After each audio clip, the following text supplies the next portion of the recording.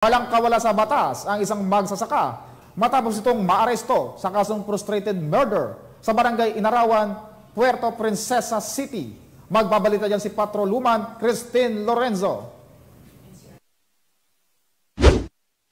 Himas rehas ngayon ang most wanted person na isang 53 anyos na magsasaka matapos ihain ang warrant of arrest na inisyu ni Honorable Ryan Hartzell C. Balikasan, piring judge ng Regional Trial Court Branch 52, 4th Judicial Region, Puerto Princesa City dahil sa kasong frustrated murder sa barangay Irawan, Puerto Princesa City nito lamang Hunyo taong kasalukuyan.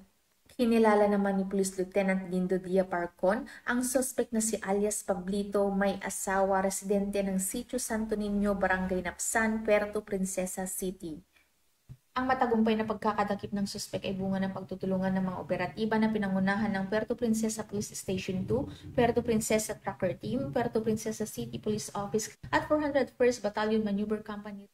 Ang suspect ay nasa kustodiya na ng naturang istasyon para sa tamang dokumentasyon at disposisyon. Ang pagkakahuli ng naturang suspek ay isang patunay na patuloy na isinusulong ng kapulisan ang adhikain ng ating pamahalaan kontra kriminalidad at ang naisin na dito sa bagong Pilipinas, ang gusto ng pulis, ligtas ka. Mula dito sa Home of the Police, Eco Warriors, Calapan City, Oriental Mindoro, ako ang iyong PNN correspondent, Patrolwoman Christine Lorenzo, alagad ng batas, tagataguyod ng balitang pulis. Maraming salamat, Patrolwoman Lorenzo.